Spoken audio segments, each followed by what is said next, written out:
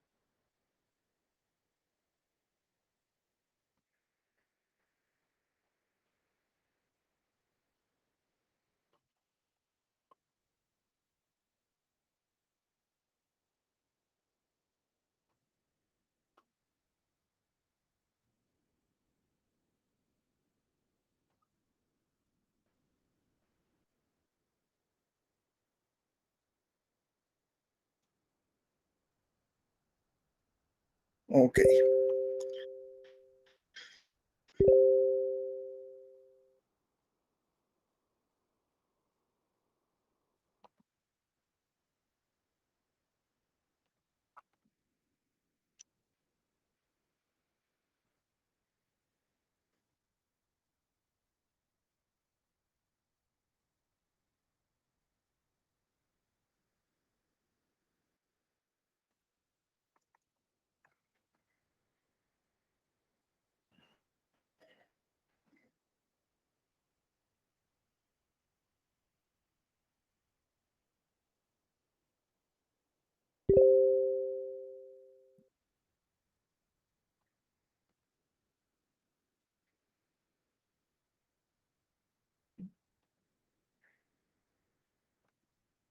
Bueno, ya tenemos una interesante cantidad. Muy buenos días. Asumo que si tuviera algún problema con la comunicación, con el sonido, ya me lo hubieran hecho saber. Saben que estamos siempre listos a la orden por cualquier comentario, sugerencia, duda, aclaración en el fg046@urural.edu.gt. Hoy tenemos una clase bastante interesante. Espero que estén al día en noticias, que hoy tenemos bastante que platicar de sucesos que se dieron básicamente el día de ayer. Entonces, vamos a dejar el videito ya listo.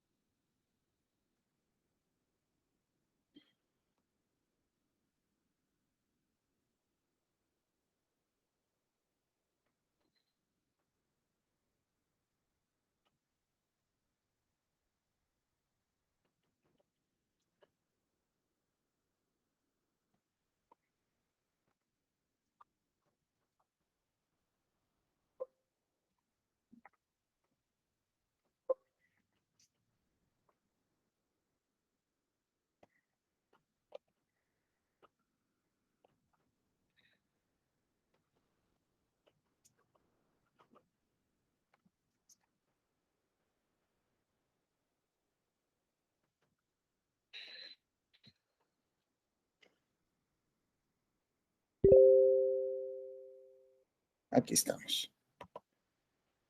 Perdón, es que saben que tengo un videito ahí para que lo discutamos hoy desde el punto de vista siempre jurídico, académico.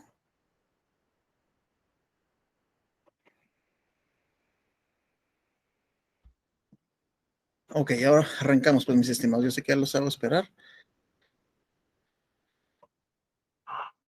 Ya, ya lo tenemos listo. Ok.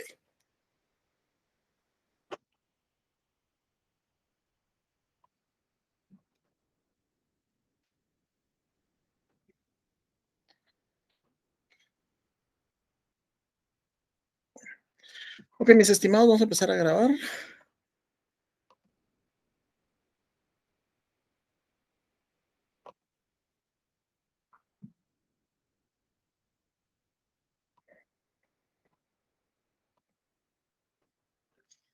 Estamos. Muy buenas tardes a todos los que se están incorporando. Bienvenidos al desarrollo de una semana más del curso de Derecho Procesal Penal 1. Estamos en el 1, siempre se me olvida colocarle el 1. Saben que estamos desde ya listos en el correo fg046 urrural.edu.gt para poder comunicarse, dudas, que hoy sí necesito mucha participación y necesito también, por favor, en relación a esto, el tema que tenemos para hoy son sujetos y auxiliares judiciales. Sujetos y auxiliares judiciales a cargo de su servidor, nada más que un colega más de ustedes, Juan Carlos Mejía Argueta, que voy a tener a bien compartir con ustedes el desarrollo de esta clase por demás interesante. Les quiero comentar, mis estimados, siempre dentro de ese tipo de cosas que uno dice, a mí me hubiera gustado que me lo dijeran cuando yo estaba en la academia, sigo estando, es decir, sigo estudiando, pero en esa etapa tan importante de la formación es, por favor, cuando yo les haga planteamientos desde ya, piensen como abogados, no piensen como estudiantes, no piensen. Algo que vivo diciendo es, normalmente al catedrático que pone casos es el que más se odia. Fíjate que ese señor pone casos. Uy, qué miedo. Pues es el que más le deben de agradecer porque eso es a lo que ustedes se van a ir a enfrentar a la calle. Ustedes no se van a ir a enfrentar a que con un juez y que el juez le diga, mire, a ver, usted dígame qué es derecho procesal penal, cuál es la diferencia entre derecho objetivo subjetivo. No, no es a eso. Van a llegar ustedes a argumentar en base a su conocimiento y en base a interrelacionar. Y pueden dedicarse a derecho penal, pero tienen que manejar derecho mercantil, derecho civil. O sea, no quiere decir que porque manejen una especialidad no manejen las demás. Entonces, cuando yo les ponga casos, piensen como abogados, piensen que está llegando una persona ante ustedes a su casa que le hacen consultas por WhatsApp, porque ahora de todo hace la gente, y que le están diciendo, tengo este caso, ¿cómo lo resuelvo? Porque a eso es a lo que nosotros los abogados nos dedicamos y ustedes esperan dedicarse a resolver problemas. ¿Qué tipo de problemas? Ámbito penal, civil, familia y en general. Pero una situación, fíjense, pues, un caso de pensión alimenticia en la cual atravesó su juicio de conocimiento, juicio oral de alimentos, después se fue a la vía ejecutiva, juicio de ejecución, no se le da cumplimiento, se certifica lo conducente y termina en un proceso penal en donde el abogado que tiene la iniciativa va a, va a diligenciar para que le pongan orden de captura a la persona y la persona no sale hasta que no le paguen todo. Imagínense cómo de algo de familia pasa a procesal penal. Entonces, no podemos circunscribir, no, mire, contrate otro porque yo no manejo penal, yo no manejo, no, no podemos hacer así. Si bien es cierto, no podemos meternos a cosas que no manejamos, pero no podemos circunscribirnos del todo, yo solo manejo civil, hoy no, yo con penal no me meto, no se puede. Tenemos como objetivo de clase conocer y entender quiénes son los auxiliares judiciales. Para tal efecto, vamos a tener, como siempre, con las noticias del día a día en el acontecer guatemalteco. El día de ayer se dieron dos noticias y que son de trascendencia, son de bastante trascendencia para el desarrollo. O sea, por eso les digo, ustedes como estudiantes de Derecho, antes de ustedes le estaba dando a los colegas de Relaciones Internacionales. Tiene muy vinculado, pero ustedes sí no se pueden quitar eso. Ayer sucedieron dos cosas del ámbito jurídico que ustedes deben de manejar. En primer lugar, hubo el otorgamiento de un amparo provisional a favor de la Fundación contra el Terrorismo, en el sentido de que, saben que estamos en vísperas de la elección del próximo fiscal general de la Nación, entonces en ese entendido, la Constitución da ciertos requisitos que se han cumplido y no se han cumplido, pero en este caso se otorgó ese amparo, esa garantía constitucional previendo el hecho de que no fueran a darse cumplimiento a estas directrices constitucionales. Básicamente son los 10 años de ejercicio profesional como abogado. En el caso de los respetables jueces de primera instancia, algunos que están postulándose, dentro de los que ustedes han escuchado mencionar, el, el juez Miguel Ángel Gálvez y la jueza Erika Ifán no cumplen con eso porque han tenido carrera judicial. Entonces, eso los deja automáticamente, de momento, fuera de la contienda. Ojo con eso. ¿Eso nos implica a nosotros como abogados? Claro que sí, porque algunos de ustedes, si no es que ya están en la carrera judicial, pueden querer tener la ambición de querer la carrera judicial y eso porque está en la Constitución y eso de momento no lo han cambiado. Ah, pero ¿por qué quedó entonces tal o cual si no tenía ese ejercicio? Así es de cambiante. Muchas veces se resuelve de acuerdo a la corte que está del momento. Y la otra noticia, que es en lo que nos vamos a ir ahorita a ver ese video, es de la noticia que se dio ayer. Y fíjense que yo como que yo realmente no me despegué de los diferentes dispositivos, porque sí me interesaba ver cómo era el análisis y ponerme, lógicamente, del lado del lado de la defensa en ese sentido. Entonces, les voy a colocar el video de la situación de ayer, la primera declaración del diputado Aldo Dávila.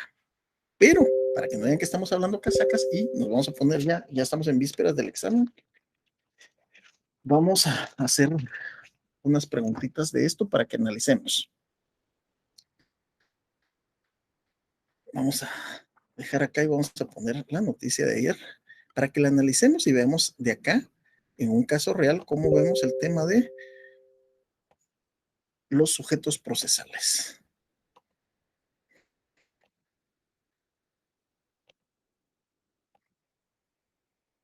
320 personas conectadas y el diputado Aldo Dávila se presentó este viernes ante el juez A del Juzgado Noveno Pluripersonal de Primera Instancia Penal, Guillermo Luna, para rendir primera declaración, luego de que este fuera citado para enfrentar la justicia por una supuesta agresión cometida en contra de un agente de Policía Nacional Civil durante una manifestación. Usted se percató que frente al portón de la entrada al parqueo del Congreso de la República de Guatemala, ubicada en la octava avenida, entre novena y décima calle de la zona, se encontraban tres elementos policiales quienes prestaban lugar por haber sido nombrados posibles. Usted se acercó al agente de policía Isaías Miranda, ejerciendo agresión física sobre él, presentando como diputado del Congreso de la República, sin ningún motivo, lo empujó del hombro con sus manos hacia donde se encontraba y le dijo las siguientes palabras: aquí no me va a cuidadito conmigo, cuidadito conmigo, cuidadito conmigo, que soy diputado. No me va a faltar el respeto. Gato abusivo, fatal. Vengo a mediar. Y luego los presentes que era lo que estaba ocurriendo. Incluso se dirigió con voz exaltada hacia otros dos elementos de Policía Nacional Civil que estaban en el lugar realizando la función para la cual habían sido nombrados. En este caso, la Fiscalía lo señala de delitos de discriminación, abuso de autoridad y atentado. Sin embargo, el juzgador determinó que no existen suficientes elementos que hagan creer que el parlamentario pudo cometer alguno de esos delitos, por lo que decidió dictar falta de mérito y cerrar el proceso a su favor. Que es espuria política y legítima, es persecución y criminalización de la que dice con solo porras que no existe. Evidente de que existe es que estoy aquí el día de hoy. Vemos cómo no ha perseguido al diputado por el caso de lo del Insibume, por ejemplo, donde estuvo prófuga de la justicia la esposa y el hijo, y pues ahora están en prisión domiciliaria, no tuvieron ni siquiera caución económica. Sí hay persecución, sí hay criminalización, y muestra de ello donde me encuentro el día de hoy. No obstante, según el propio Dávila, aunque ahora se haya dictado falta de mérito, aún tiene pendiente por resolver otros 10 procesos de antejuicio que han colocado en su contra.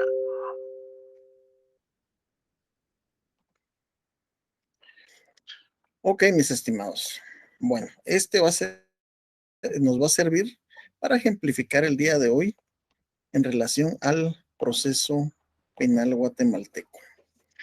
Mis estimados, estamos en vísperas de nuestro primer examen parcial. A estas alturas debemos de tener claro qué es el derecho procesal penal. Debemos decir cuáles son los sistemas procesales penales que existen, cuáles son las características de los sistemas procesales que existen, cuál es el que utiliza Guatemala y por qué consideramos que ese es el que utiliza.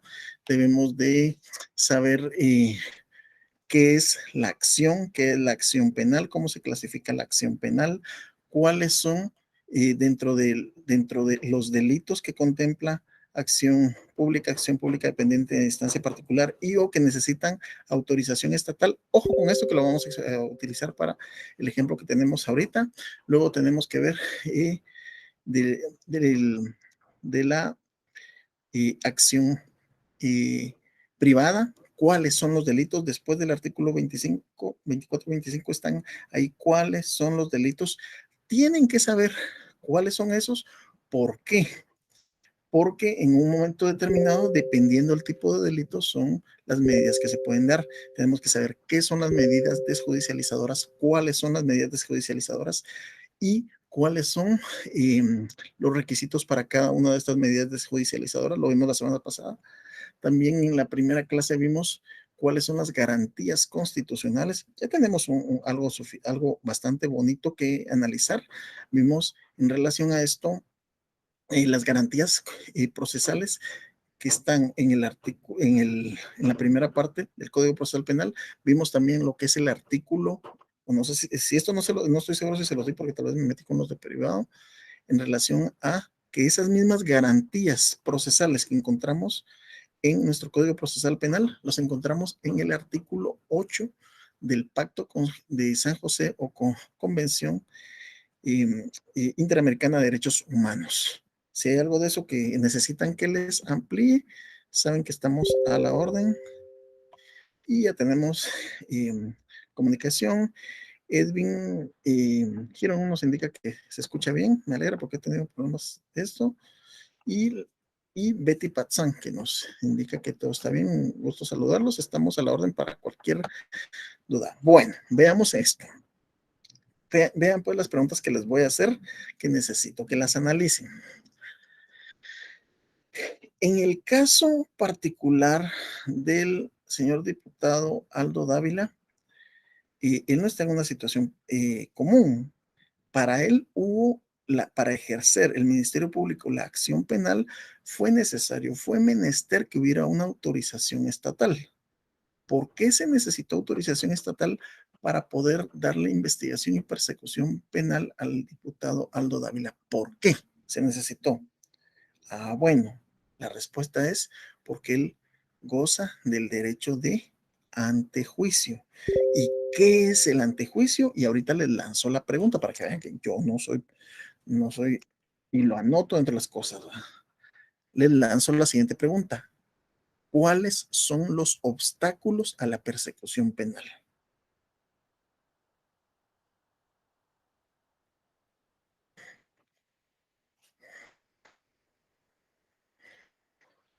Las respuestas son tres, fíjense pues, son tres. Estamos hablando de derecho procesal guatemalteco. ¿Cuáles son los obstáculos a la persecución penal? Hay tres casos en los que se puede obstaculizar la persecución penal.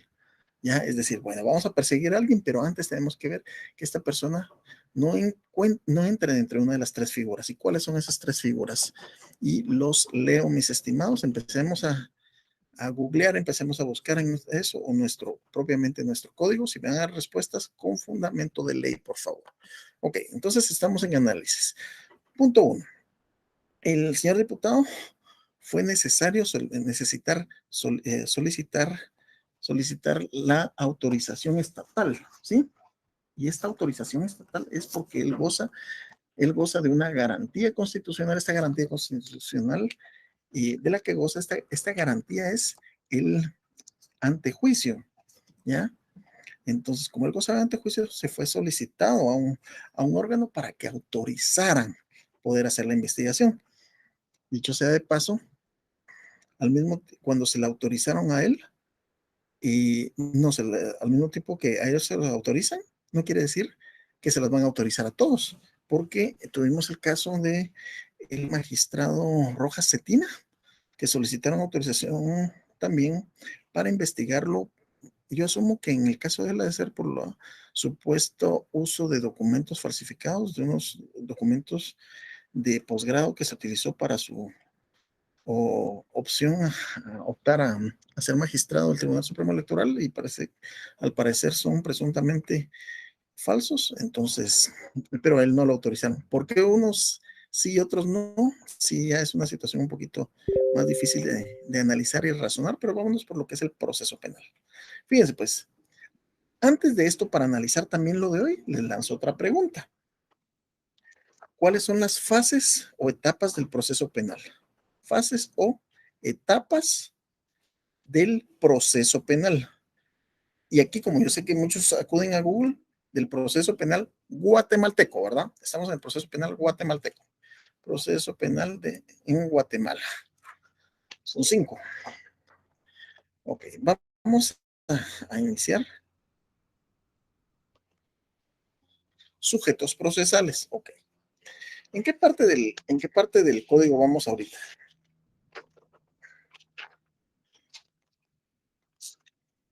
¿Se recuerdan que ahorita vamos por lo que es sujetos y auxiliares procesales? Estamos ya en el artículo 37, lo que es, primero es la jurisdicción y competencia. De eso les voy a dejar una tareita para que lo analicen. Y vamos propiamente ya a lo que son los sujetos procesales.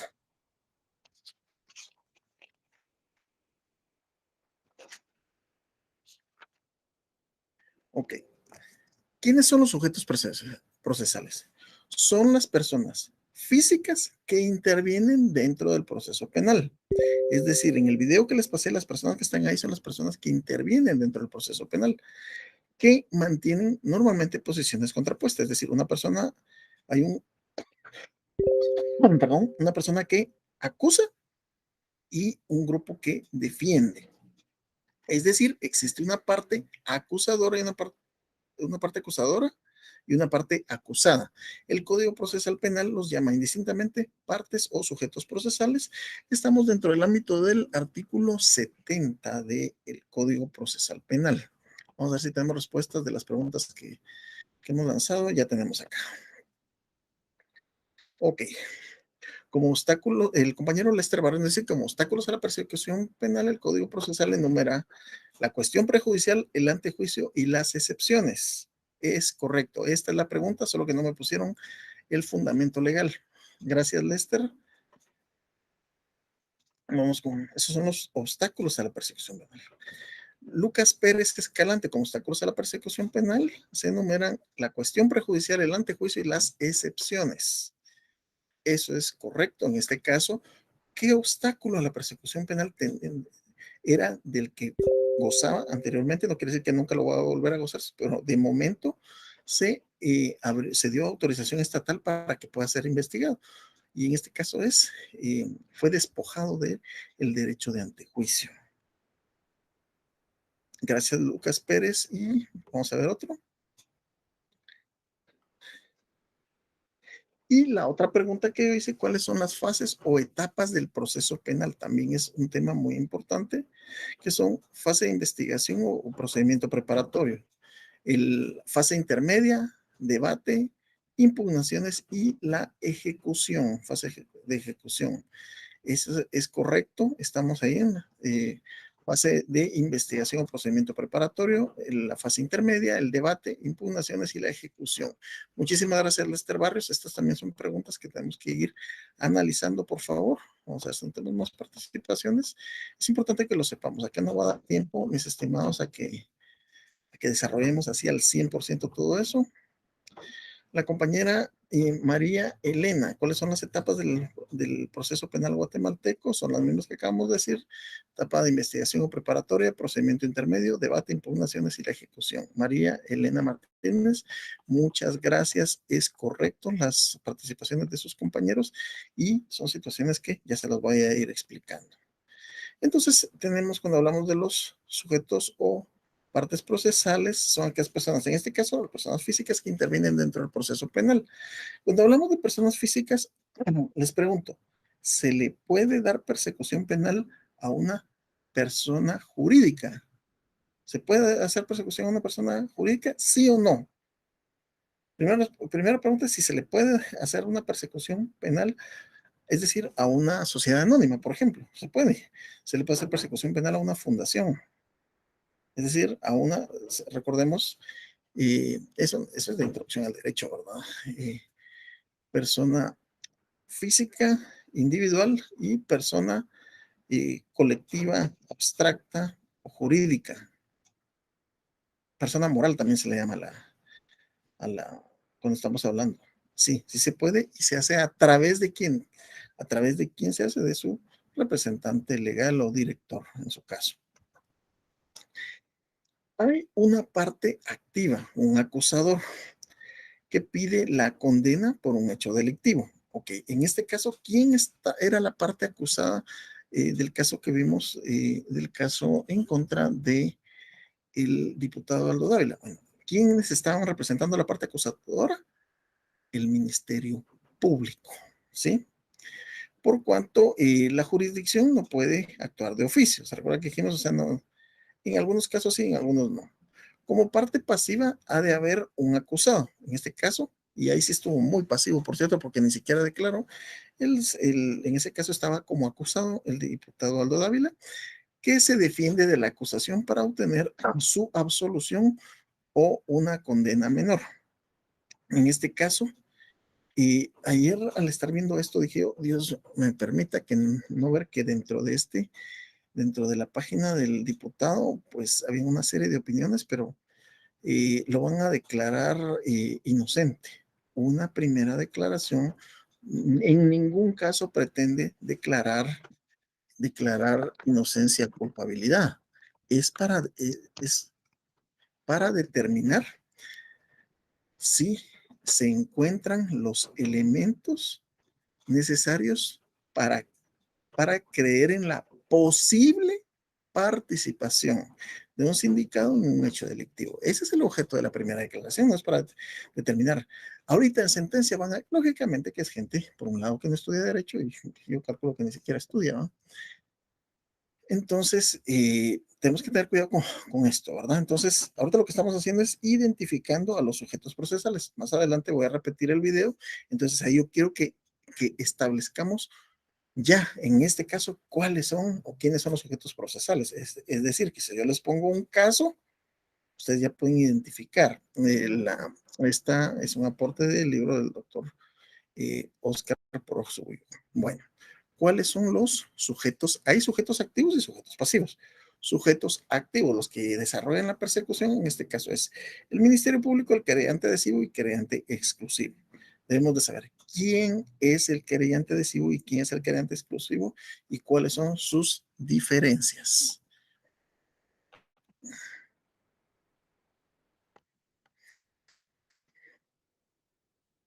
Compañero Cristian Girón nos dice que efectivamente es a través de una persona jurídica puede ser perseguida a través de su representante legal. Gracias, Cristian.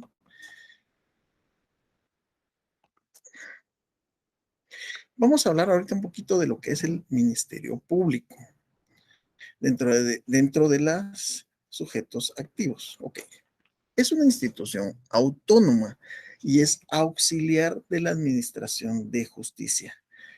Fíjense, pues es la encargada de ejercer esa acción penal de la que nos regula en su artículo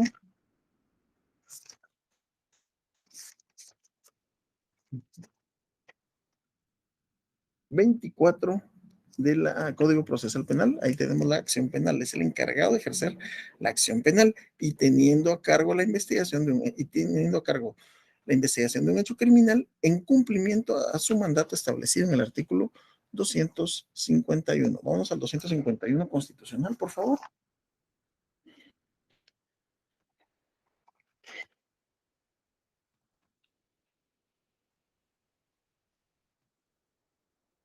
Ok, sumisión constitucional, artículo 251. El Ministerio Público es una institución auxiliar de la administración pública y de los tribunales con funciones autónomas, cuyos fines principales son velar por el estricto cumplimiento de las leyes del país. Su organización y funcionamiento se regirá por su ley orgánica.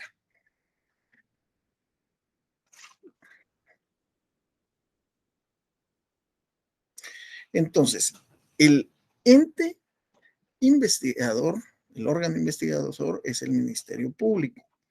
Y la mayoría de ustedes, aunque sé que hay gente contemporánea mía, incluso un poquito más adelantada a mi edad, y no sé si se recordarán que anteriormente lo que es la Procuraduría General de la Nación albergaba la función de Ministerio Público.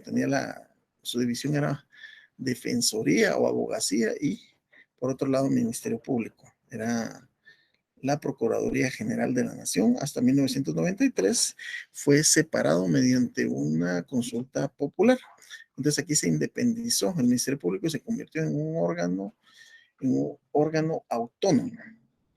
Es el encargado de la persecución penal, pero recordemos en base a lo que regula nuestro artículo 24.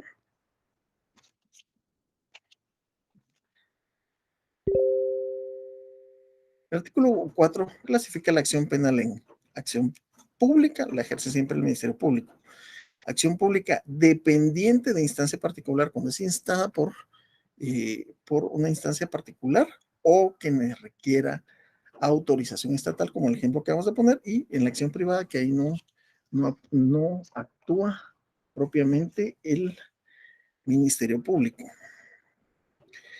Cuando hablamos de los auxiliares del Ministerio Público, entramos a lo que es la Policía Nacional Civil, de acuerdo al artículo 112 del Código Procesal Penal.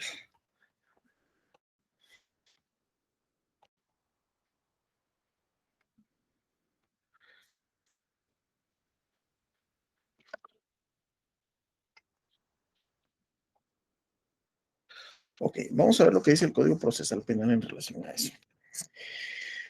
La policía, por iniciativa propia, es decir, a instancia propia, en virtud de una denuncia o por orden del Ministerio Público, deberá, aquí nos dice las funciones.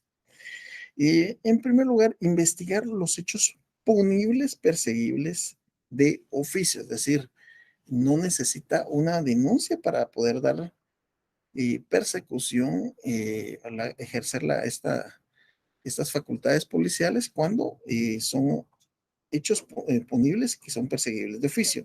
Tenemos por otro lado, estamos en el 112 del Código Procesal Penal, impedir que estos sean llevados a consecuencias ulteriores.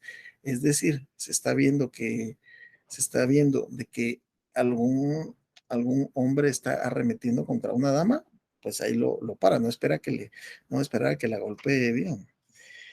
Por otro lado, tiene la obligación de individualizar a los indicados, es decir, identificarlos, reunir los elementos de investigación útiles para dar base a la acusación o determinar el sobreseimiento, es decir, puede recoger pruebas, pero en este sentido, no obstante que la fuerza policial ha mejorado mucho, pero todavía realmente siento yo que les hace falta un poco porque cuando recaba ciertos objetos que forman parte de la prueba, pues cometen algunos errorcitos.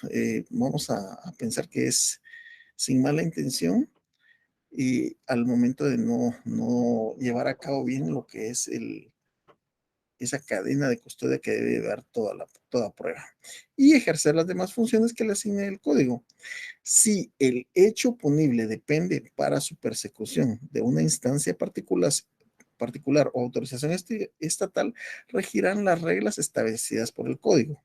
Los funcionarios y agentes policiales serán auxiliares del Ministerio Público para llevar a cabo el procedimiento preparatorio. ¿Cuáles son las etapas del proceso penal? Ya vimos que son 5 dentro de la fase preparatoria y van a auxiliar y obrarán bajo las órdenes de las investigaciones en las investigaciones que para el efecto se realicen. Entonces, ahí estamos ante lo que es los auxiliares del Ministerio Público.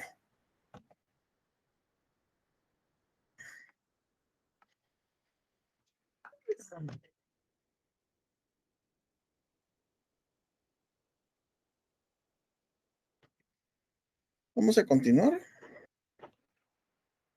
Aquí, como les decía, están las funciones específicas que da el artículo que acabo de dar. Investigar los hechos punibles perseguibles de oficio, impedir que estos sean llevados a consecuencias ulteriores, individualizar a los sindicados, reunir los elementos de investigación útiles para dar base a la acusación o determinar el discernimiento. Vamos ahora con la figura del querellante adhesivo. Ok, por definición, ¿qué es el querellante adhesivo? Y nos vamos. En primer lugar, la persona física o jurídica, puede ser cualquiera de las dos, que por haber sido ofendida o agraviada por los hechos delictivos, se constituye en parte activa en el proceso penal, instando el castigo del responsable criminal. Ya les voy a poner algunos ejemplos. ¿En qué caso? ¿Quién es y en qué caso puede haber querellante adhesivo? Y vámonos al artículo 116. Este artículo es bastante importante del Código Procesal Penal. Querellante adhesivo en los delitos de acción pública. ¿En qué delitos actúa el querellante adhesivo? En los delitos de acción pública. El agraviado con capacidad civil o su representante o guardador en caso de menores o incapaces, o la administración tributaria en materia lógicamente tributaria, podrán provocar la persecución penal o adherirse a la ya iniciada por el Ministerio Público. El mismo derecho podrá ser ejercido por cualquier ciudadano o asociación de ciudadanos contra funcionarios o empleados públicos que hubieran violado directamente derechos humanos en el ejercicio de su función o con ocasión de ella. Los órganos de Estado solamente podrán querellarse por medio de los órganos de Estado querellarse por medio del Ministerio Público, y aquí hace referencia que nos estamos refiriendo a la Procuraduría General de la Nación. El querellante podrá siempre colaborar y coadyuvar con el fiscal en la investigación de los hechos. Para efecto, podrá solicitarlo cuando lo considere la práctica y recepción de pruebas. Entonces, aquí es uno de los que va a coadyuvar con esa investigación iniciada de oficio en casos de acción pública. Ojo, casos de acción pública, lo tenemos que manejar así.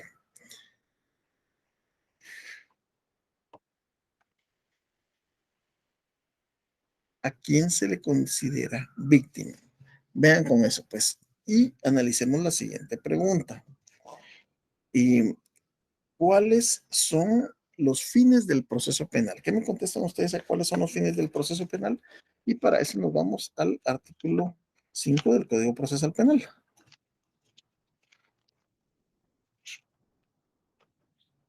Fines del proceso. Ese artículo, ¿se acuerdan que les dije que es muy importante?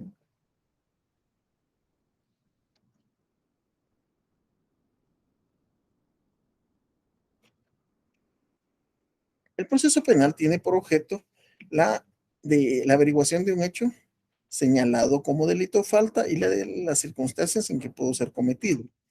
¿Cómo les explico esto de los fines del proceso? Y este es un artículo que yo cito mucho en los casos que llevo a cabo la defensa técnica de casos de extorsión, y espero que no, y espero que un estudiante de derecho no se preste a eso, es decir, que no se preste al garrafal error de prestar la cuenta para que sea utilizada para poder ejercer el delito de extorsión, porque hemos conocido muchas personas que por pura inocencia han prestado la cuenta, y eso les conlleva, y lógicamente, persecución penal, y lógicamente en la mayoría de los casos y van con prisión preventiva.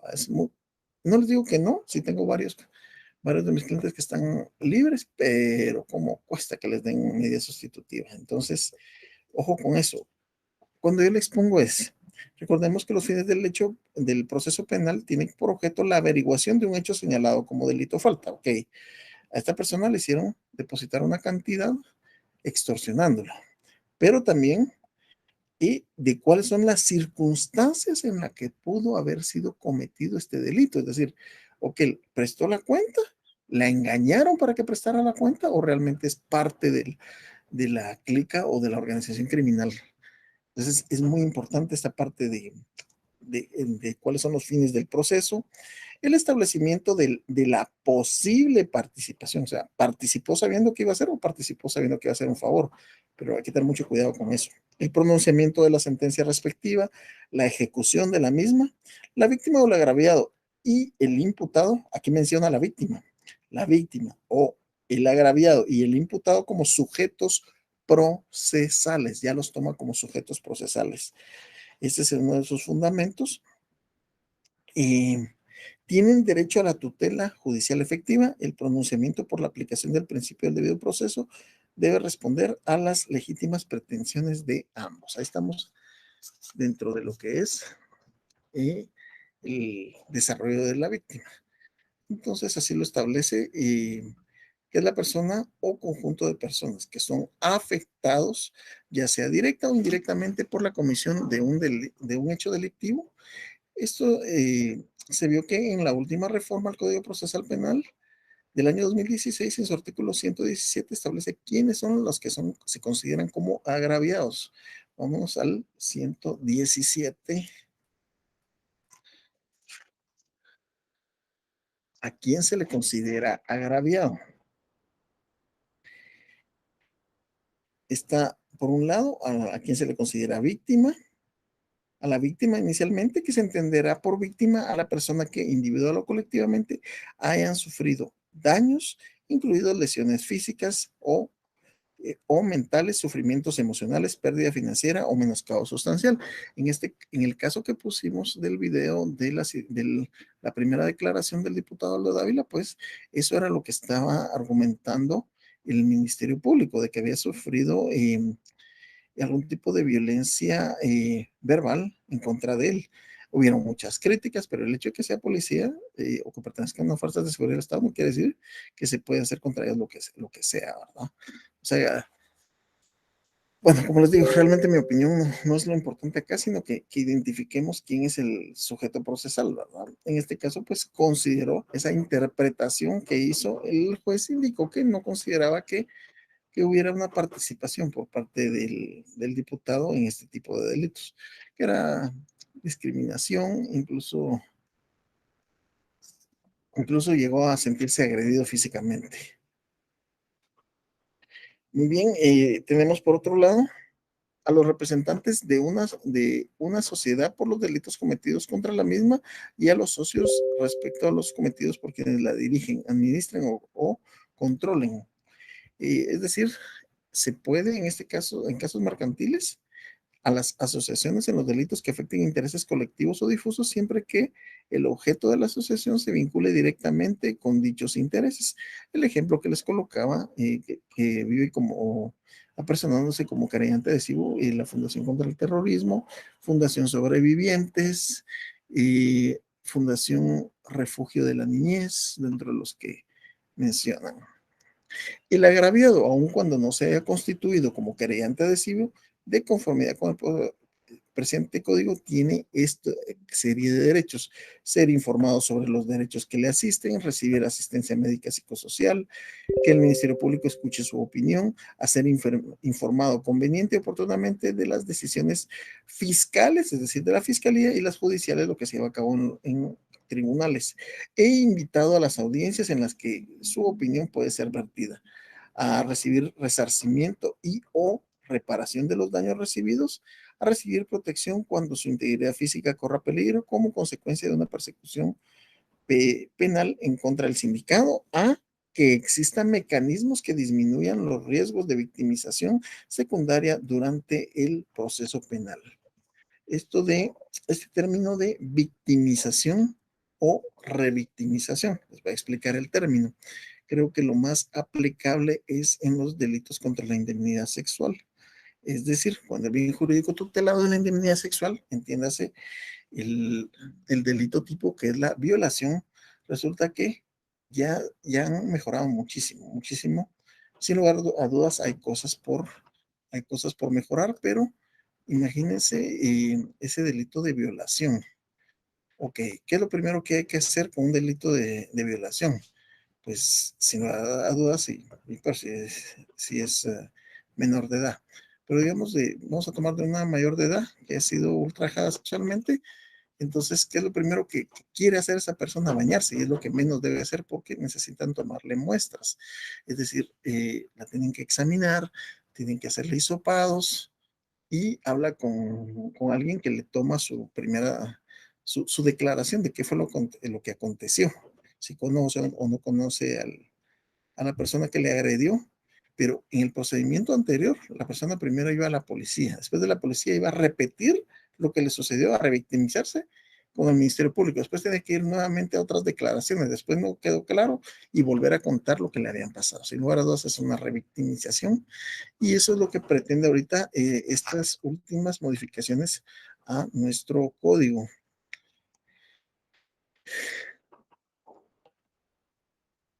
Continuamos con los sujetos procesales.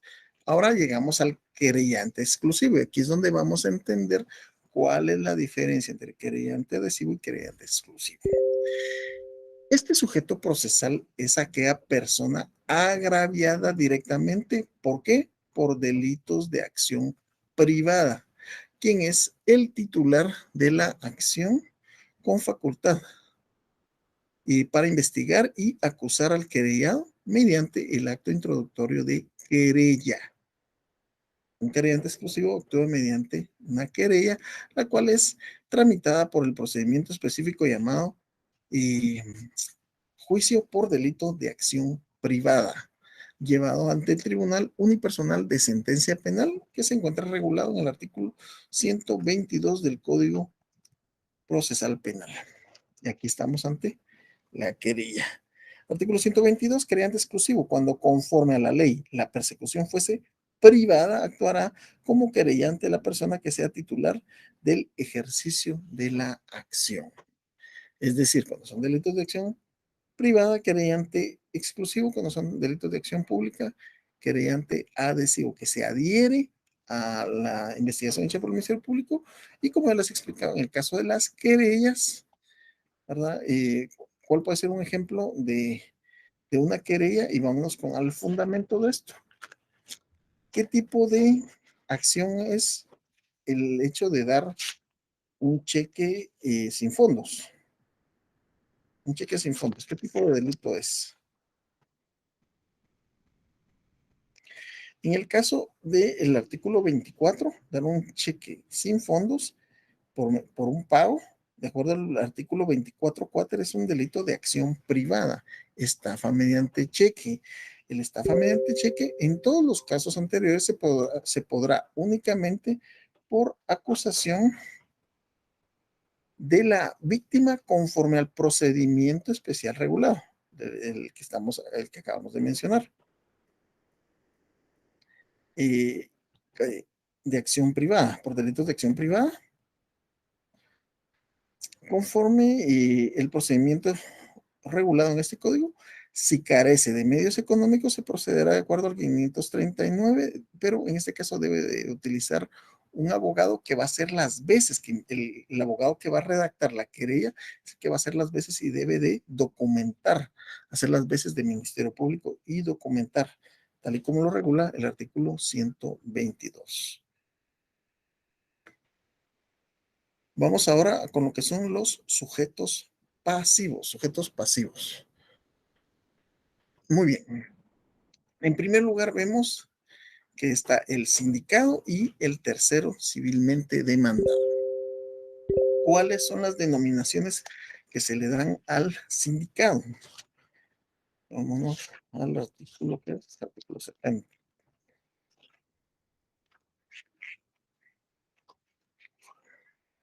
Artículo 70, denominación del sindicado. Se denominará sindicado, imputado, procesado o acusado a toda persona a quien se le señale de haber cometido un hecho delictuoso. En el caso de ayer que les mencioné, en el caso de la primera declaración en contra del diputado Aldo Dávila, pues él era el sindicado, estaba siendo sindicado de su posible participación en un hecho delictivo. Es posible, ¿verdad? Quien se le señale de haber cometido un hecho delictuoso. A él se le señalaba el delito de discriminación, atentado, no recuerdo cuál es más. Al final de cuentas quedó ligado por una falta y eso ya no es competencia, que también vamos a ver hoy, ya no es competencia de un juzgado de primera instancia penal en la colectividad de delitos contra el ambiente, sino que es competencia de un juzgado de paz. Y lo que acabo de decir, que es otro tema que tenemos que desarrollar hoy, artículo 45, la competencia de los. Artículo 43, competencia, tienen competencia en materia penal jueces de paz, primera instancia, jueces unipersonales de sentencia. Y cuando vamos a los jueces de paz, artículo 44, los jueces de paz penal tendrán las siguientes atribuciones. A, juzgarán las faltas. Por eso fue que al final de primera declaración, pues ya que solo se determina una falta, esta la remitió a un juzgado de paz, donde con toda seguridad va a ser desjudicializado esto. ¿Ya? ¿Por qué? Porque también de acuerdo a lo que vimos de cuáles son los y delitos que se pueden desjudicializar. Eso lo vimos la semana pasada. Sindicado y tercero civilmente demandado. Con el tema del sindicado, es la parte pasiva dentro del proceso penal. Esa persona no actúa porque lo están sindicando a él, la cual, según el artículo 70 del Código Procesal Penal, se le atribuyen diferentes denominaciones según el estado del proceso en que se encuentre. Asimismo, la posición del imputado en el proceso penal se obtiene desde el momento en que el Ministerio Público o el órgano jurisdiccional comunica a una persona que se le está investigando por la comisión de determinados hechos delictivos y se le atribuye participación en los mismos. Bueno, esta semana, como les digo, para mí estuvo muy, desde mi punto de vista jurídico-político, estuvo muy agitada porque también esta semana se presenta, se están llevando a cabo la primera declaración que fue suspendida ayer también en contra de dos ex miembros de la ex Comisión Internacional contra la Impunidad para Guatemala, CICIG, y una fiscal de la CICIG, una ex fiscal de la CICIG y la otra era ex mandataria de la CICIG, dos damas que ayer, una de ellas estuvo poniendo a disposición del órgano investigador y sin embargo lo que hicieron fue aprenderla afuera de tribunales. Realmente, como les digo, independientemente de lo que cada quien piense de esto, si es ese tema, cuando alguien se pone a disposición, es decir, yo estoy acá para que me citen, pero no, a veces, a veces el Ministerio Público cae en eso de querer hacer, y perdónenme la palabra, ese show, porque no es necesario llegar a aprender hacia la gente, sin lugar a dudas, pues los que están atrás de esto, y, pero como les digo, los juzgados no están para hacer venganzas, los juzgados están para hacer justicia. Estas dos damas, pues participaron en eventos donde la gente se ponía a disposición y ya lo que querían era aprenderlos y con rueda de prensa y todo. Pues esa factura, creo yo, aquí solo estoy lucubrando que se les está cobrando, ¿verdad? Pero bueno, continuemos. Asimismo, la posición de imputado en el proceso penal se obtiene desde el momento en el que el Ministerio Público o el órgano jurisdiccional comunica a una persona que se le está investigando. Jamás les comunican. Cuando es un delito de acción pública, jamás les comunican. Se dieron cuenta en este caso, en el caso del diputado Aldo Dávila, pues eran delitos de bagatela, ¿verdad? O sea, incluso el atentado, ¿cuánto cae por atentado? Son delitos sumamente sencillos. Cuando los están persiguiendo por algo muy, ya que es de acción pública.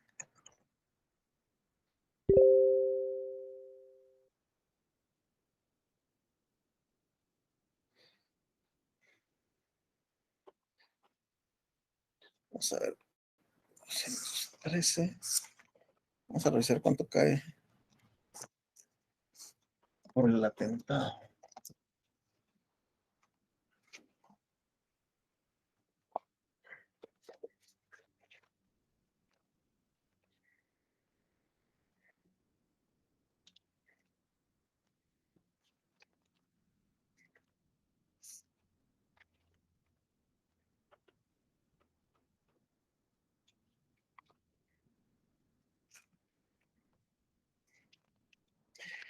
$408 atentado, comete, ese era uno de los delitos que ayer se le estaba indicando. Quien, sin alzarse públicamente, emplean violencia para algunos de los fines señalados en los delitos de rebelión o sedición, o quienes acometen a funcionario, a autoridad o a sus agentes o emplear en violencia contra ellos cuando se hallara en el ejercicio de sus funciones o cargos o con ocasión o con motivo de ellos. Los responsables de atentado será sancionado con prisión de 1 a 3 años. Entonces son delitos altamente desjudicializables, pues. Y no sé qué pretendían realmente. Y desde mi humilde opinión, ¿verdad? Sin hacer de menos el trabajo del Ministerio Público, realmente la acusación no iba bien armada. Ese es mi humilde punto de vista. Vamos ahorita a lo que es el abogado defensor. Bien, con respecto al abogado defensor, les lanzo las siguientes preguntas. Y primera pregunta. ¿Qué, qué cualidades se necesita para ser abogado defensor? ¿Será que un estudiante de derecho puede fungir como la defensa de una persona? Sí o no, y por qué, todo con fundamento. ¿Por qué les hago esta pregunta? Porque en el caso de derecho de familia, sí permite que la defensa la lleve un estudiante de derecho. ¿Se puede también eso en penal? Y su fundamento. Luego, ¿cuánto es el máximo de abogados que pueden actuar y al mismo tiempo dentro de la defensa de una persona? Porque si nos damos cuenta aquí, el abogado Aldo Dávila, pues lleva más de un abogado. Pero ¿cuántos son los que pueden actuar al mismo tiempo? Pueden ser 5, 10, 15, ¿cuántos abogados pueden haber? ¿Y qué requisitos tiene esto? Tercera pregunta. Si Dios no lo quiera, yo soy sindicado de algún delito y soy abogado, ¿puedo ejercer yo mi propia defensa técnica? ¿Me puedo defender yo? ¿Puedo ser yo mi propio abogado? ¿Sí o no? ¿Por qué? Y su fundamento. Bueno, les he de decir que yo llevo la defensa de algunos colegas, las he llevado y sigo llevando algunas defensas de colegas, abogados, y también algunos por situaciones de notarios, ¿verdad? Que tuvieron alguna infracción algún delito como notarios involucrados. Yo siempre he dicho que a la hora de tener yo algún problema me defendería a mí mismo. Sin embargo, en los últimos años que he visto casos tan complicados, creo que entiendo por qué muchos abogados penalistas ponen que a otro lo representa. No sé, espero no estar en esa situación, pero se da. Entonces, estamos con las preguntas. ¿Puede defenderse uno a sí mismo? ¿Cuántos abogados pueden ejercer la defensa al mismo tiempo de una persona? ¿Y puede, puede la persona escoger a su abogado o se lo pueden imponer? ¿Y en qué caso? Vengo yo, y a mí me ha pasado, ¿verdad? Que empiezo a tener mucho choque con mi cliente, no me deja defenderse, no cumple con lo que le digo y no hace caso, ¿verdad? O simple y sencillamente que también pasa, ¿verdad? Simplemente, mire, yo ya le di mucho, pues la gente a veces no emprende eso de las etapas. Hay diferentes formas de cobrar. Y hay quienes utilizan, pues, cobro todo el proceso, que es lo más conveniente para uno, o hay quienes se cobra por etapas, ¿verdad?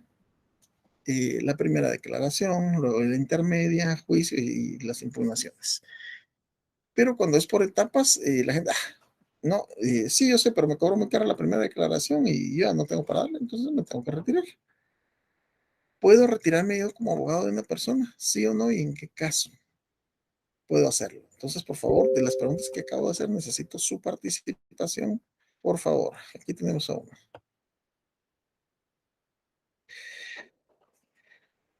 La compañera Betty Patson dice, una querella puede ser una denuncia.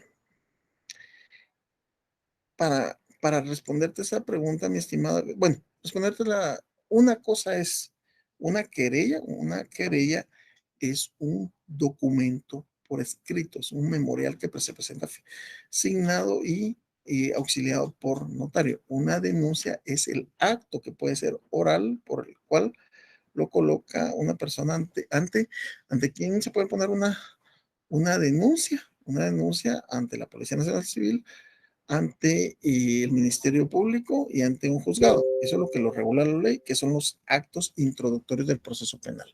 Ay, que me recordaste eso y les lanzo la siguiente pregunta. ¿Cuáles son los actos introductorios del proceso penal? cuáles son los actos introductorios del proceso penal. Algunos les van a aparecer 3, a otros 4, a otros 5. Pero vamos, en relación a las preguntas que realicé, aquí ya tenemos. La compañera Alejandra Arango, artículo 196 de la Ley del Organismo Judicial. Y título correspondiente, ser colegiado activo, estar inscrito en el registro de abogados y estar en el goce de sus derechos, no tener vigente ninguna clase de suspensión. Esto es para el ejercicio de la abogacía. Ok, pero ahora veamos en el Código Procesal Penal. ¿Qué capacidades o cualidades necesito yo para ejercer la abogacía en derecho penal?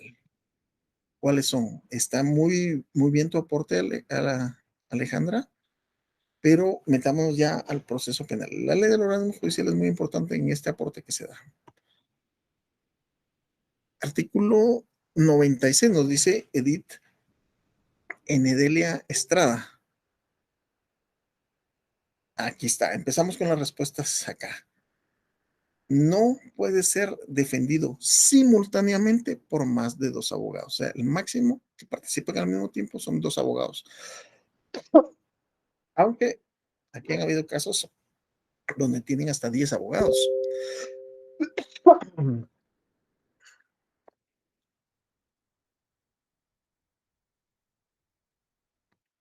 Pero no se puede ser defendido simultáneamente por más de 2 abogados.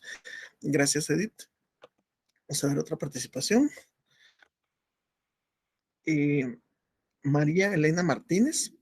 ¿Quiénes pueden ser abogados defensores? De acuerdo al artículo 93 del Código Procesal Penal, solamente los abogados colegiados activos pueden ser defensores y no puede darse mandato alguno con respecto a esta calidad.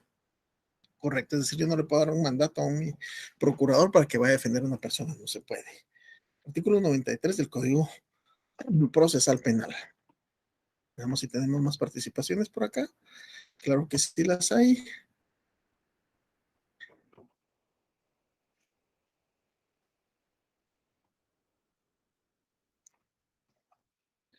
Vamos a ver, aquí tenemos una participación algo grandecita del compañero Carlos Enrique Jalal.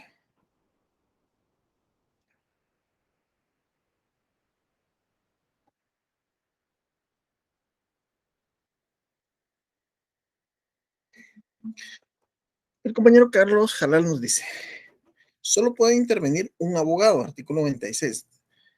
Te hago la corrección, Carlos, simultáneamente 2. Número de defensores. El imputado no podrá ser defendido simultáneamente por más de 2. O sea, lo más que se permite son 2 durante debates en un mismo acto. Cuando intervengan 2 defensores o más, la notificación practicada a uno de ellos bastará respecto de ambos y la sustitución del uno por el otro no alterará los trámites ni los plazos. Ambos, no obstante, conservarán sus facultades autónomos, salvo cuando... Ok, estamos con el artículo 96. Vamos a ver si tenemos más participaciones, mis estimados. Bien, ya empezaron, ya despertaron, eso es bueno. Comentario con relación o cómo actúa el Ministerio Público con lo sucedido con el diputado Aldo Dávila, que por una falta se le citó a un tribunal de instancia. Y mi estimado Ronald, a él no lo citaron por una falta, lo citaron por la posible comisión de 2 delitos y una falta. No fue citado inicialmente por eso. Y hay casos en los que el delito son violación en concurso real y se manda a citar al sindicado. Es como darle un sobreaviso de lo que lo están buscando. Entiendo tu postura, mi estimado Ronald Antonio Cuchil. Es que una cosa es de lo que se les indica y otra cosa es lo que resolvió el juez. De hecho, yo he tenido muchos casos en los que los indican de robo agravado y asociación ilícita. Pues la gran, digo yo, hablo con la familia, ¿será que va a salir? Mire, de entradita apartamos que si lo están sindicando de robo agravado y asociación ilícita, la asociación ilícita tiene medida sustitutiva, pero robo agravado no. Pero de todas formas, consígame todos los documentos que regula el artículo 200 62, 63, para poder que eso lo vamos a estudiar, pero ya creo que va a salir para el siguiente examen, para poder conseguir una sustitución, pero de entradita tiene que saber, de entradita le digo a la familia que robo agravado no tiene medida. ¿Qué es lo que pasa? Sobre la marcha no se cumplen los elementos para demostrar una asociación ilícita, porque de acuerdo al convenio de Palermo hay ciertos elementos que se tienen que demostrar, que algunas veces no lo logra demostrar el Ministerio Público, entonces no hay asociación ilícita y se hace un cambio que no encuadraba en robo agravado, sino que en hurto o hurto agravado. Entonces terminan ligándolo primero solo por hurto agravado o solo por hurto, y sí permite la sustitución. La persona termina saliendo, ¿verdad? Pero no son así los casos. Por eso les digo, el abogado tiene que tener su mente muy abierta a este tipo de situaciones. Vamos con un par de comentarios más. Hay casos que el delito es de violación en concurso real y se manda a citar al sindicado. ¿Qué es lo que pasa, mi estimado Ronald? Y a todos les explico, les pongo el ejemplo. Véanlo, por favor, los casos que yo les pongo, analícenlo. Actualmente, ventaja y desventaja de que exhiban a las personas, pero fue muy obvio que se fue a poner la abogada exfiscal del Ministerio Público, se fue a poner a disposición del juzgado y no hay nada, aquí no hay nada en contra suyo. Y así lo hacen. ¿Y cómo cae mal? ¿Para qué hacen eso? Porque ellos ganan, bueno, ellos quiénes, ¿verdad? Aquí no nos vamos a decir a quién le echamos la culpa, pero si la persona se fue a poner a disposición, ¿por qué después la fue aprendida afuera? Miren, yo estoy inventando, si quieren acá, es una venganza porque así actuó la CICIG, la gente se iba a poner a disposición, mire, aquí estoy, cítenme para que no lleguen a hacer ese show a mi casa. No, no pasa nada, aquí no hay nada en contra suya. Pasaba eso un lunes, llegaba nuevamente el martes y el miércoles a hacer un gran cateo a la casa, ¿verdad? Porque la gente tiene derecho a ser citada. ¿Por qué? Porque cuando hacen estas situaciones, hacen un gran show mediático y todo el mundo opina. Pero cuando la gente es declarada, pues, o inocente o con falta de mérito o algo así, pues ya no lo publican. Entonces, a la gente debe ser citada. O sea, realmente, Ronald, o todos creen que todas las personas que citan por violación, resulta que todos eran culpables. No, yo les digo, casos que yo he llevado, he tenido dos que la persona era completamente inocente y resulta que era un señor que pues tenía su nombre en la vivienda, un señor ya mayor de edad, perdón, ya de edad avanzada, y resulta que la hija, perdón, el hijo había fallecido, el hijo se había unido, no unión de hecho, unido con una dama. El señor me decía que la dama era de dudosa reputación, yo no sé, ni me interesa, pero el asunto es que estaba viviendo con él. Entonces, en la casa. Lógicamente, cuando se murió el hijo, pues ya no tenía ninguna obligación el señor con él, no eran esposos, no eran nada. Entonces, como la señora tenía un hijo, lo que hizo fue decirle a la niña que dijera que lo había tocado el señor detenido para mientras, ¿verdad? Y después demostrar que no era así, le costó pasar más de 3 meses en prisión preventiva. Solo digo, hoy la sacó, no había razón para no sacarla, pero la señora poniendo medidas de seguridad. Es decir, no toda la persona que se les indica de algo es culpable. Recordemos la presunción de inocencia, por eso yo recalqué mucho el tema de toda persona es inocente, ¿hasta qué? Eso lo hemos recalcado mucho. Y un estudiante de derecho debe manejar esto de la forma más adecuada. Actos introductorios del proceso penal, ¿se recuerdan? Gracias, Edith Estrada.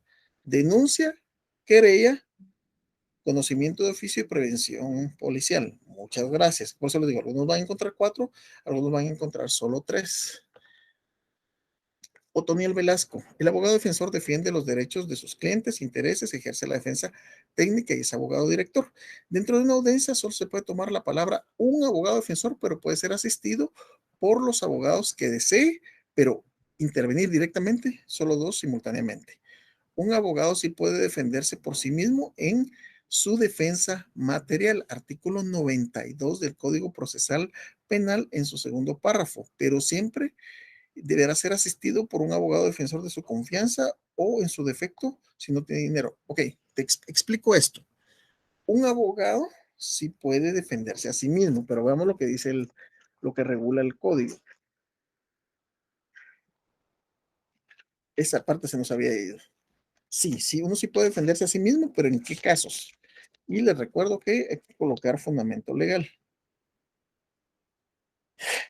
Artículo 92. Si prefiere defenderse por sí mismo, el tribunal lo autorizará solo cuando no perjudique la eficacia de la defensa técnica y en caso contrario le designará uno de oficio. O sea, sí se puede, toda vez que no intervenga en... Catherine Michelle González indica que no entiende muy bien lo de la omisión. Con mucho gusto te explico, mi estimada Catherine, solo que la omisión en qué. Solo aclárame en qué estamos hablando de la omisión, con mucho gusto te lo explico. Y aquí está repetido el de Otoniel Velasco. Solo aclárame eso. Ok. ¿Cuáles son los actos introductorios del proceso penal? Denuncia, querella y prevención policial. Te falta prevención policial, Otoniel. ¿Cuáles son los actos introductorios del proceso penal? Denuncia, querella, conocimiento de oficio y prevención policial. Artículos 297, 302 y 304. Ingrid Marisol Boror, estamos muy bien. El conocimiento de oficio, algunos autores dicen que sí, otros que no, pero los que no pueden faltar son la denuncia, la querella y la prevención policial, que ya en otra clase vamos a explicar, pero a estas alturas sí deben de manejar cuáles son. Edith, acabo de dar los fundamentos legales que nos lo dio la compañera Ingrid Boror. 297, 302 y 304 del Código Procesal Penal.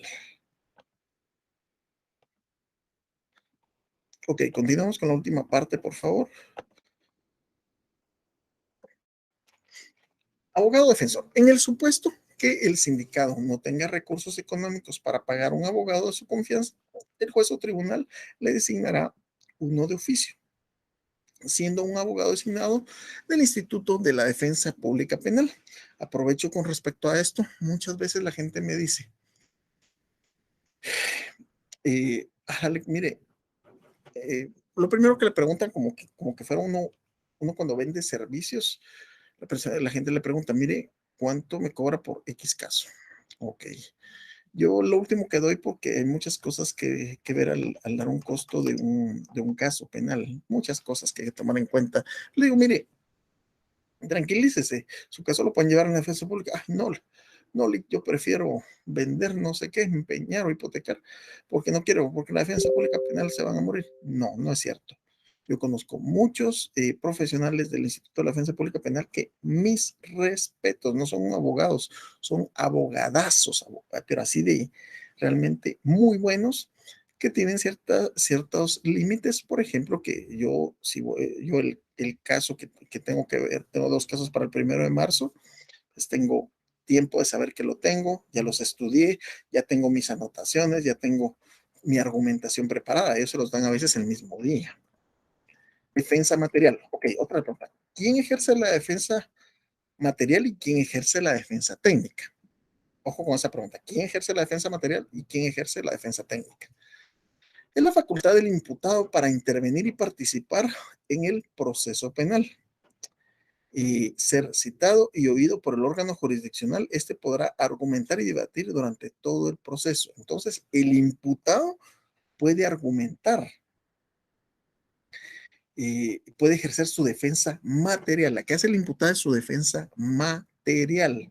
Por otro lado, la que hace el abogado es la defensa técnica. Defensa técnica es el derecho a ser asistido técnicamente por un profesional del derecho.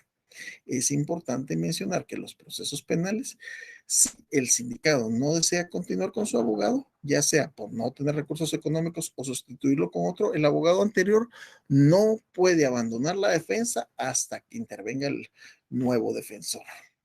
Yo, de hecho, ahorita tengo que ir a... El hecho que yo presente mi memorial donde estoy renunciando a la defensa técnica de X persona no quiere decir que yo estoy fuera. Yo de todas formas tengo que estar al pendiente, llegar el día de la audiencia, ahí seguramente llega el nuevo abogado o abogado de la defensa pública penal, en donde por este momento se procede a hacer la sustitución de abogado Ok, yo me presenté, se presenta el de la defensa pública, ¿va a tomar usted el caso? Sí, apersónese, da su lugar para recibir citaciones y notificaciones, correo electrónico y demás. Entonces, abogado Mejía puede retirarse. Ya se dejó usted la. Es muy delicado dejar abandonada una defensa técnica. Vamos con la figura del tercero civilmente demandado. Una figura muy interesante. Es la persona natural o colectiva, es decir, persona individual o jurídica que sin haber participado en el delito, por disposición de la ley, responde civilmente por los efectos de los daños causados por la comisión del mismo. Esta figura procede por tener cierto vínculo con el sindicado, asimismo goza de garantías y facultades para ejercer la defensa. Ojo con esto, ojo con esto. Resulta que en estos casos, en donde, voy a decir el nombre, porque a final de cuentas es muy sabido que han habido muchas imprudencias por parte de algunos pilotos de las Esmeralda. Entonces, en este caso vienen, colisionan, causan una serie de daños, incluso muertes, y se dan, ok, realmente el que ejecutó la acción fue el piloto, pero el tercero civilmente demandado en estos casos, ¿quién es? El, eh, el representante legal de Transportes Esmeralda. Esta persona que sin haber participado en el delito, por disposición de la ley, responde civilmente a responder por los daños y perjuicios, por los daños causados por la comisión del mismo. Esta figura procede por tener cierto vínculo con el sindicato, o sea, la otra persona responsable de lo que sucedió con su camioneta. Y esto se da también en el caso de los trailers. Se recuerdan que estuvimos platicando, y eso, nosotros ya platicamos el tema de esta semana. Hubo otra situación en Misco, donde al parecer se quedó sin frenos. No se sabe exactamente los detalles, pero sí murieron varias personas, muy lamentable, ¿verdad? Y el piloto se quedó ahí. El piloto no se dio a la fuga, ¿verdad? El piloto al parecer no estaba bajo estado de ebriedad. O sea, es un delito. En este caso, ¿qué tipo de delitos al haber muerte? Es un delito doloso, culposo, es culposo, porque aquí hubo imprudencia, negligencia e impericia de acuerdo al artículo 12 del Código Penal. Pero se recuerda que dijimos, en este caso, él cumple con los requisitos. ¿Cuáles son los requisitos para otorgar arresto domiciliario en accidente de tránsito? El artículo 264 bis. Pero a él le aplica una norma que está hasta abajo, que aparte de no ir en estado de ebriedad, tener licencia vigente, no haberse dado la fuga y haber podido socorrer a las personas, de todas formas tiene que otorgar una fianza o hipoteca incluso. Constitución de hipoteca, artículo 264 bis. Vamos a ver si tenemos más opiniones. Catherine Michelle.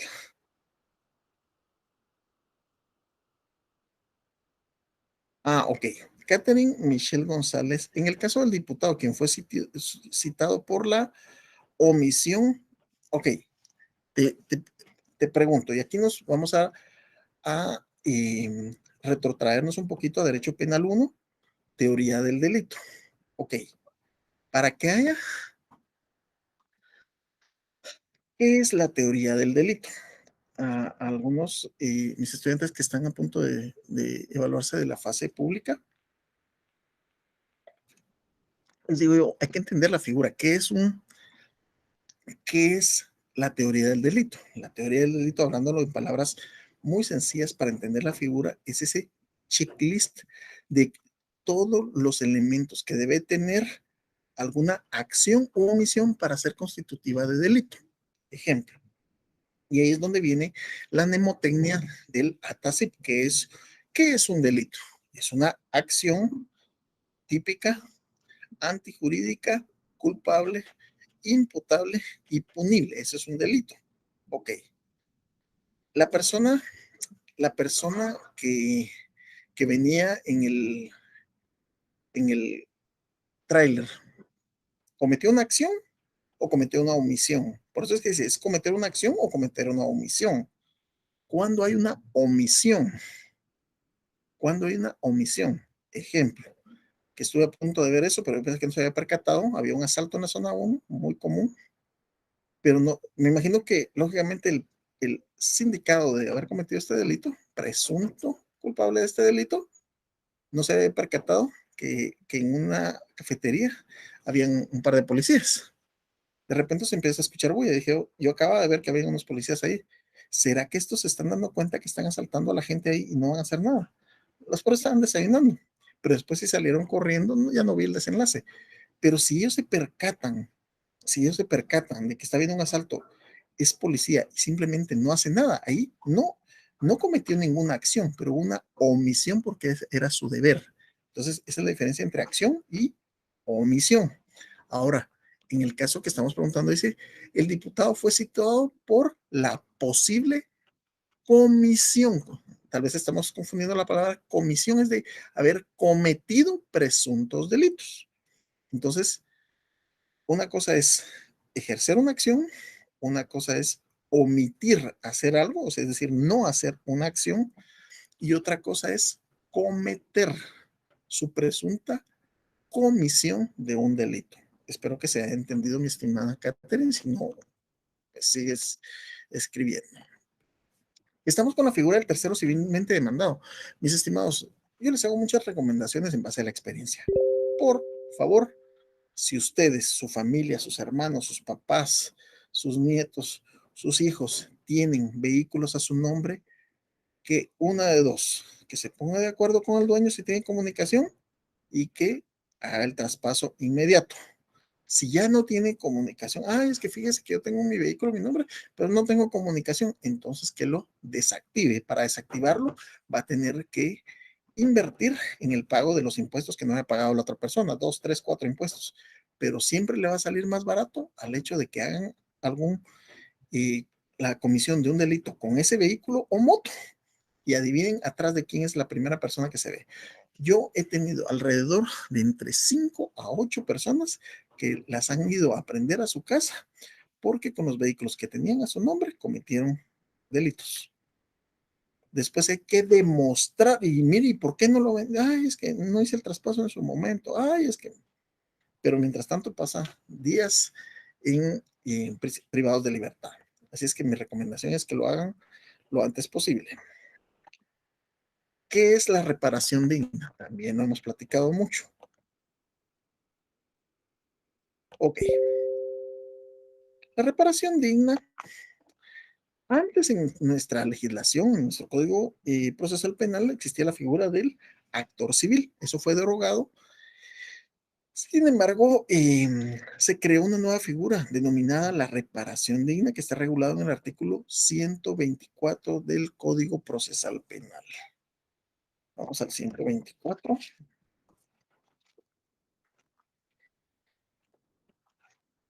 Reparación privada. Fíjense que ahí donde dice actor civil, eso fue derogado. Vamos ahora a la reparación, derecho a la reparación digna, artículo 124. Este artículo es muy importante, a veces no se le pone atención, a veces bloquean para encontrarlo.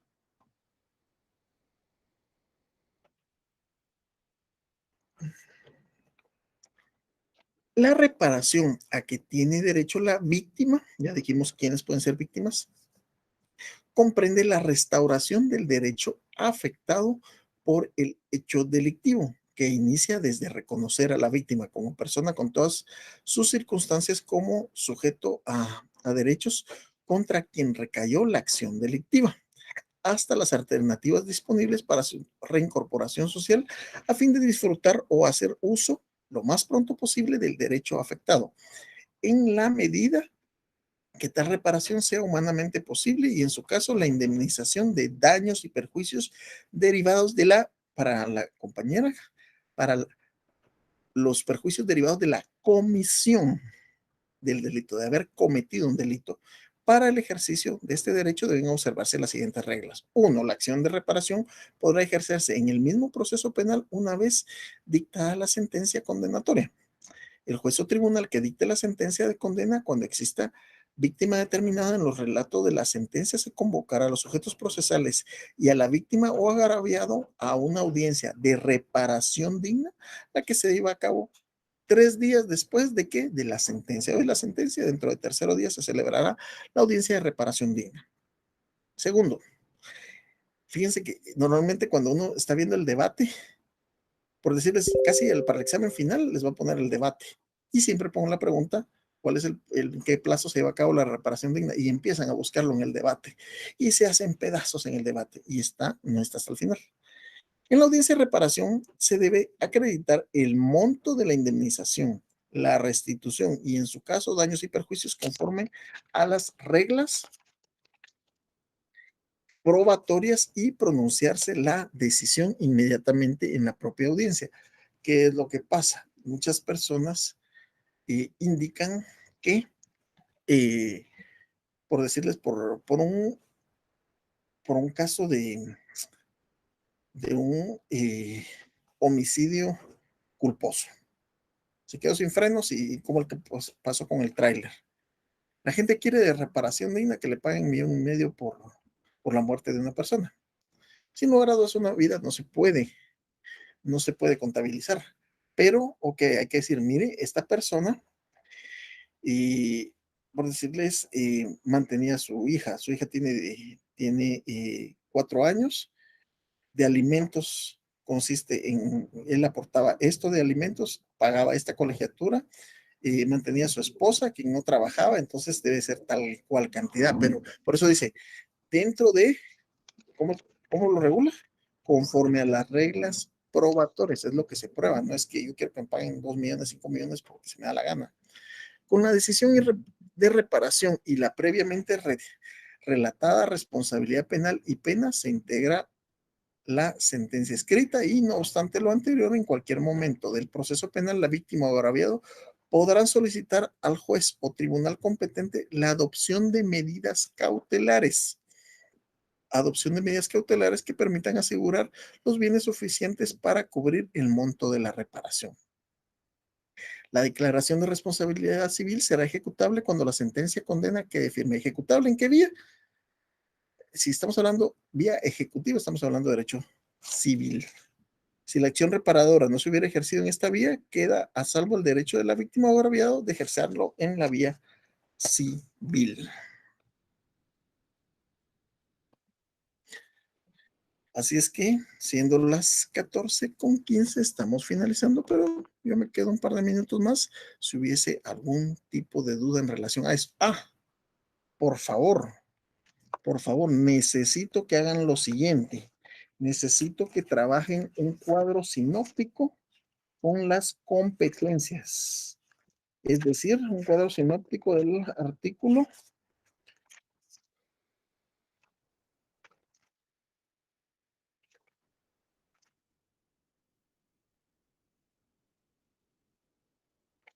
de las competencias de los juzgados, es decir, del artículo 37 al 53.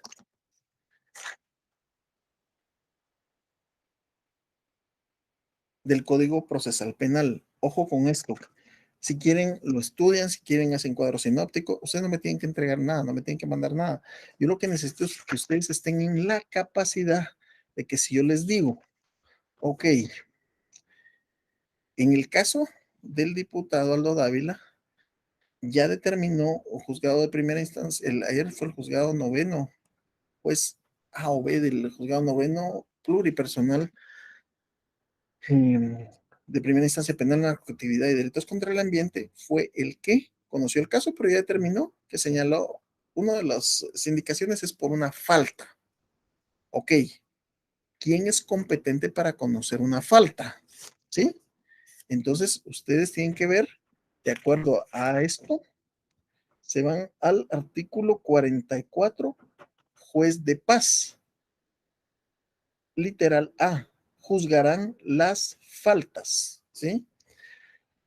¿Quién va a conocer lo del caso de Misco, del accidente de tránsito? ¿Ok? También juez de paz de los delitos contra la seguridad del tránsito. Ah, no, pero es que aquí no solo hubieron delitos contra el tránsito, sino en el caso de Misco hubieron homicidio culposo. ¿Quién conoce el homicidio culposo? Juzgado de primera instancia penal, narcoactividad y delitos contra el ambiente.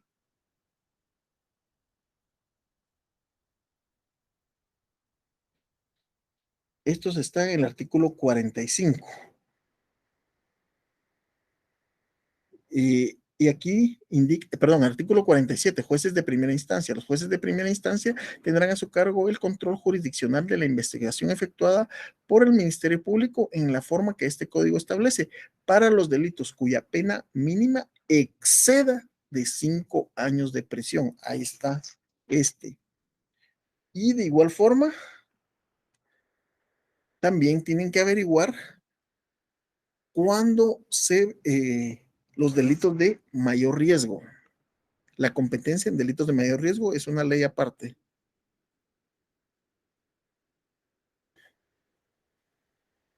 Mis estimados, si les estoy preguntando esto y lo estoy anotando yo, porque va a ser sujeto de examen, ya se dieron cuenta que nos tratamos de esforzar por esto, pero hay que hacerlo, por favor, para tener un buen entendimiento del derecho. Quedamos abiertos, ya no hay más correos. Les suplico, por favor, que hagan esta investigación para tener ese conocimiento, ¿ok? Cometió un homicidio, ¿quién lo conoce y por qué? Ah, bueno, me voy a la competencia y la jurisdicción. Mis estimados, damos por finalizada la presente clase. Ha sido un gusto compartir con ustedes. Seguimos pendientes en el correo. Ya estamos a 2 clases del examen, del primer examen parcial. Un gusto y comunicarme con ustedes. Sí, nos vemos en la siguiente clase.